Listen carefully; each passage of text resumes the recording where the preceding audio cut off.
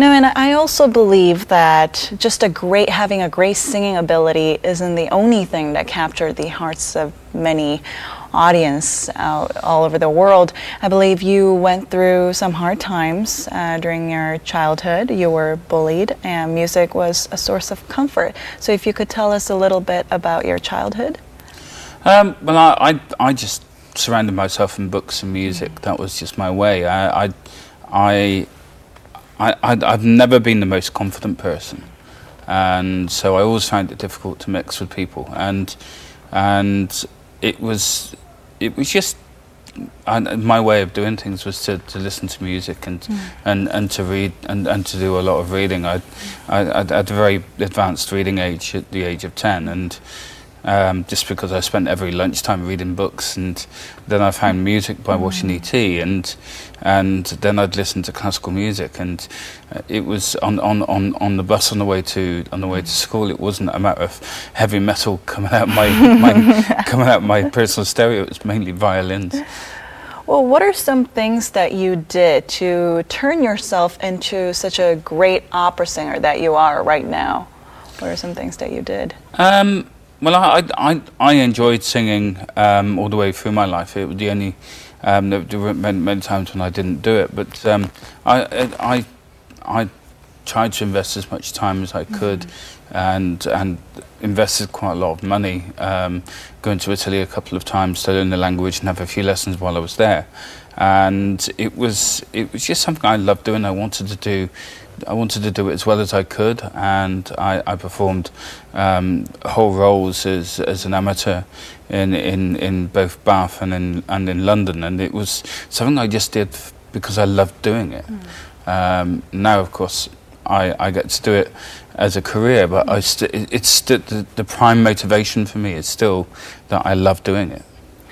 Well, if you could tell us a little bit about the time you had to have your tumor removed, and then you had a car or bike accident 4 days after your honeymoon. Could you tell us a little bit about that? Well, I'm not a typical man in many ways, but one way I am is that I'll put off seeing the doctor for as long as I can. I had severe stomach pain, and I was taken into hospital, and they found a burst appendix.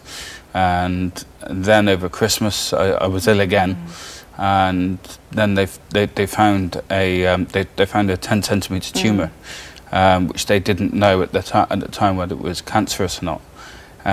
They removed that 2 days after I did one of my performances for Bath Opera, and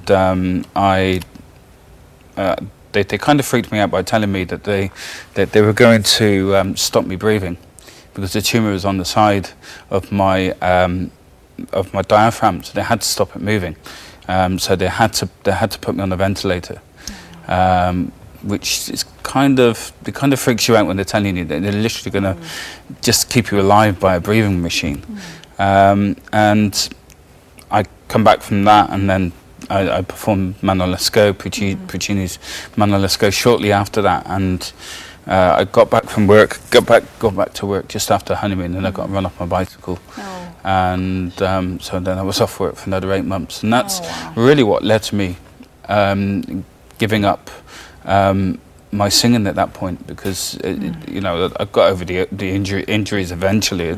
Severely fractured collarbone and whiplash. I got back from it eventually, but financially it put us in a position where I couldn't afford to keep paying to perform, because that's what I was doing, and I didn't think it was fair on my wife to continue to make sacrifices so that I could do what I liked doing. So I made the difficult but necessary, I thought, decision to concentrate on the career that was paying me money in order to try and pay the bills. And so reluctantly I gave up on my singing at that point. And you had some financial difficulties, which kind of led you to apply for the auditioning for Britain's Got Talent, right? Well, finances didn't have anything to do with it. I just felt that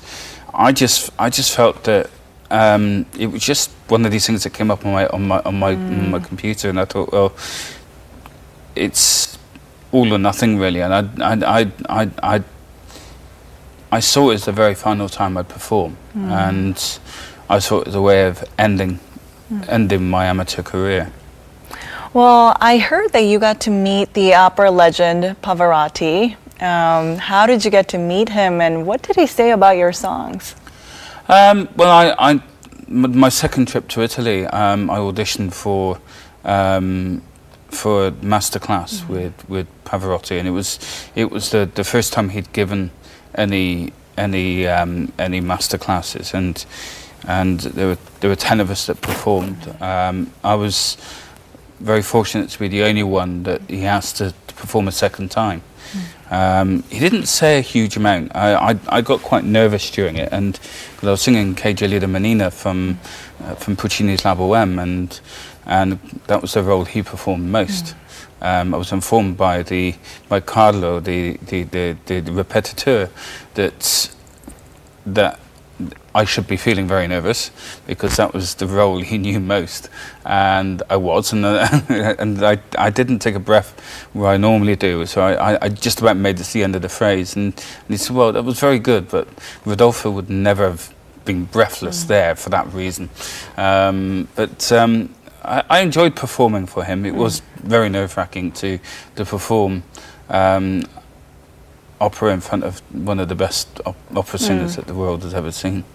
Well, I bet he's proud to see what you have become now, if he was alive to see it.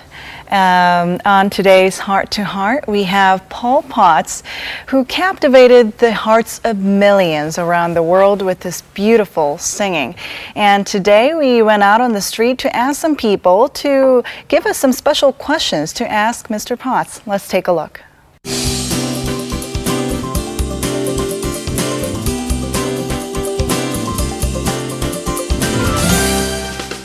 At Myeongdong, Seoul, we asked Seoul citizens what they want to know about Paul Potts.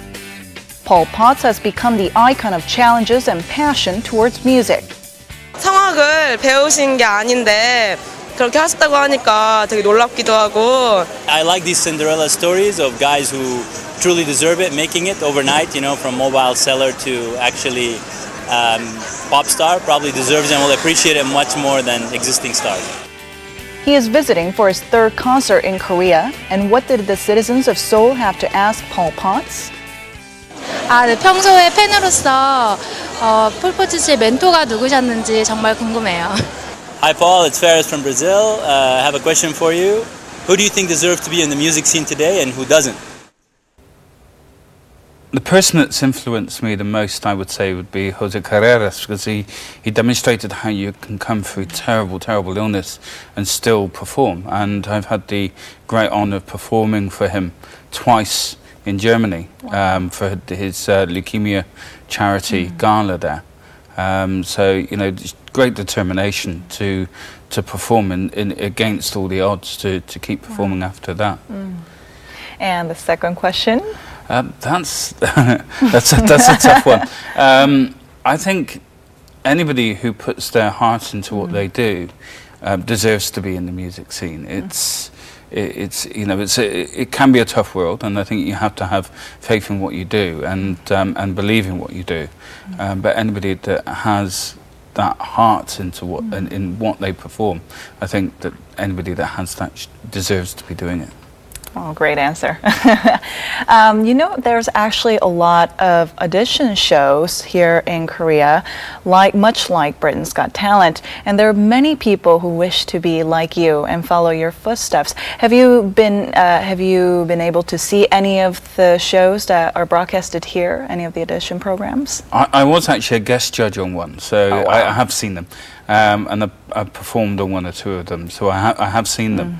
I think the great thing about talent shows is the fact that they give people like me an opportunity that they might never have had otherwise.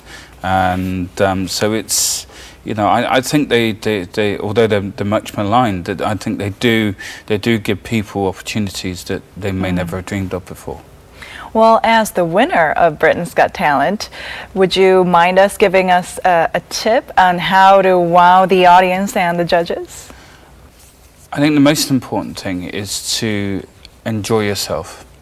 You're going to feel nervous. That's natural when you're performing, and it'll actually help your performance in the end. But if you're enjoying yourself, chances are your audience will enjoy yourself, will enjoy themselves, and as a result, you'll actually end up performing better. Well, do you have a life motto that you live by every day? Well, there was a poem that I learned as a child, and it's a very long one, so I'm not going to recite the whole thing. But it talks about many parts of your life, whether they be easy or difficult. And there's one particular phrase that stands out for me, and that is when in life you meet triumph and disaster, to treat those two imposters just the same. I think this is really important because life has a way of taking you by surprise, and it will take many twists and turns, but the most important thing is for you to be yourself and to do things the way you'd always do them. That way you know who you are. If you allow life to change how you are and what you do, then you can end up being very confused as to what and who you are, and it's really important to stay true to yourself. Well, now you have become the famous opera singer, and you've wowed many people, and everybody around the world love you and your singing. Are you happy? I get to do what I love doing and travel to wonderful places. So yes, of course I'm happy. Well, what are your future goals and dreams, if you have any? I just want to be able to continue doing what I love doing, and keep coming back here to Korea. Other than that, I never have specific goals because life is a way of twisting and turning, and so I think you have to do some things as they arise. Well, I hope all your dreams come true and hope to see you on an opera stage soon here in Korea and around the world. Thank you for coming in today. Thank you. Today was a lucky day for us all as we heard the story of one incredible man who had his dreams come true, perhaps reminding us to never stop dreaming big. You can re-watch today's episode with Paul Potts on our Arirang website. Thanks for watching.